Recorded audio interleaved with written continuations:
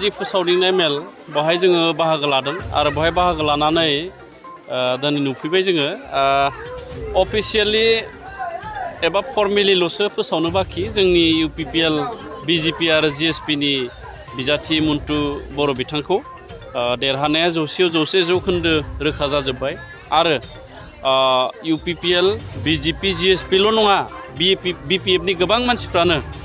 मन्टु बर'खौ नैबे मुसलपुर समष्टिखौ जौगानायनि थाखाय भट होनो थाखाय थियारि जाबाय दा बे हिसाबै 100% देरहानाया रोखा जानायलाय रायजो राजाफ्राबो गोजोनदों आरो जोंबो गोजोनदों थेवब्लाबो रायजोजों जोङो सावरायबाय थादों रायजोजों जोङो जौगानायनि थाखाय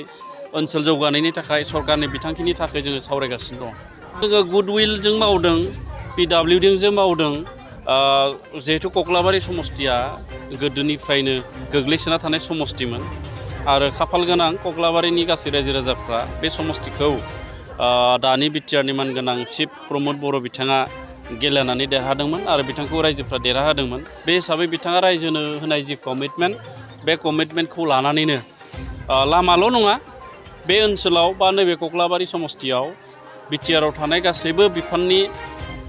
EMफ्रा गासैबो बिफाननि खामानि मावनाय बे ओनसोलाव जोङो नुबाय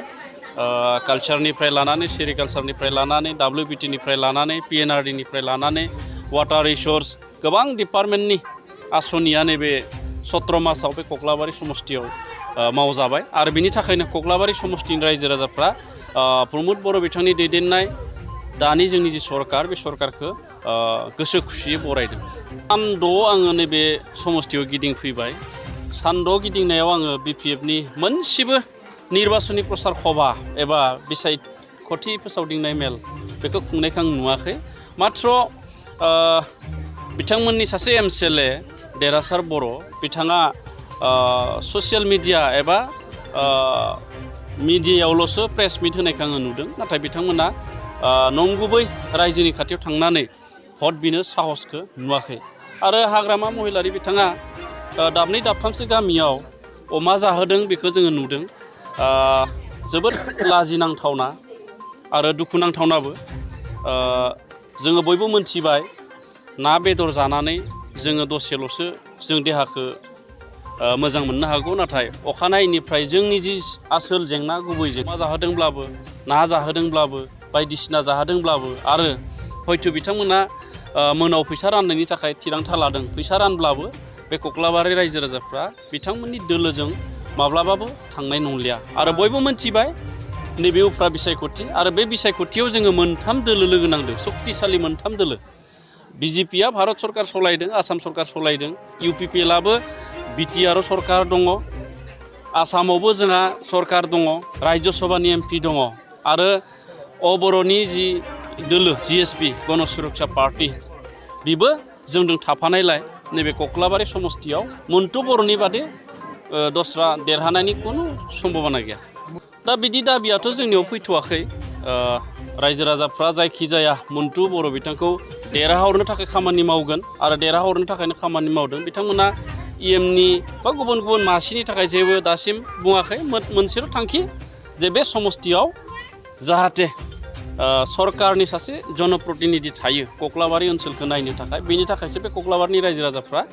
बिथांखौ देरहाहोनो थाखाय खामानि मावगोन नोंथांनि कालचार डिपार्टमेन्टनिफ्राय BTCआव मोनबेसे खामानि मावदों कालचार डिपार्टमेन्टआ जोंहा खोब नेग्लेक्टेड डिपार्टमेन्ट बायदि जाना दंमोन गोलाव बोसोर आङो दायो जोंनि कालचाराव 13टाल'सो स्टेज बानायदों आरो बे 13टा स्टेजनिनो नैबे कक्लाबारि समष्टियाव गंसे आङो स्टेज बानायदों नैबे 21-22नि बाजेटनि उनाव दा 22-23 बाजेटखौथ' जोङो दासिम खामानि मावजेनाखै बेयावबो जोंहा गोबां मिशन दङ जाय मिशनखौ जोङो सम आरो थासारिखौ नायनानै जों मावलाङो गोजाम महरगिरि होननायथ' बिदि जेंनायाव गोग्लैनाय होननायथ' बिदि जेबो आंनि इनफरमेसन गैया नाथाय जोंनि कालचार डिपार्टमेन्टआ जायफोरा एलिं आर्टिस्ट बिथांमोननो बोसोराव खनफाहै पेन्सनथ' नंला बियो ex gratia one time financial assistant बेखौ होबोदों दा बे हिसाबै गोबां महरगिरि गोबां आर्टिस्टफ्रानो बे फाइनान्सियेल एसिस्टेन्टखौ मोनबाय आरो बेहाय मोननो थाखाय माखासे क्राइटेरियाबो नांगौ जायो बे फाइनान्सियेल एसिस्टेन्टखौ जायफ्रा बे फाइनान्सियेल एसिस्टेन्टखौ मोननो थाखाय बा बे क्राइटेरियाखौ फिलआप खालामनो हागोन बिथांमोनासो जोंनि कालचार डिपार्टमेन्टनिफ्राय बे फाइनान्सियेल एसिस्टेन्टखौ होनाय जागोन थेवब्लाबो माखासे जेन्युइन माखासे आर्टिस्टफोर दङ बिथांमोनखौ जोङो सेलेक्ट खालामना फाइनान्सियेल एसिस्टेन्टखौ होनाय जागोन जोबथि सम रेकर्डखौ दामनांगोन नामा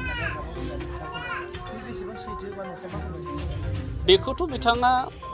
हाग्रामा महिलारिया ओरैनो बुंनाय बाथ्राया बा बिदि बुंनाय बाथ्राया दिनै गोदान बाथ्रा नङा सरकारखौनो खनबेसे दाखो खनबेसे सिफायखो बिथाङा दफाबा बुङो एमपि इलेक्सननि उनाव सरकार सोलायगोन दफाबा बुङो एमएलए इलेक्सननि उनाव दायो जालायबाय बाइ इलेक्सननि उनाव दफाबा बुङो 25 जन एमएलए एमसिएलए जाबाय दफाबा बुङो बायदिसिना दा बिथांनि खोथाखौ जोंनि बिटिआरनि रायजो राजाफ्रा रावबो फोथायला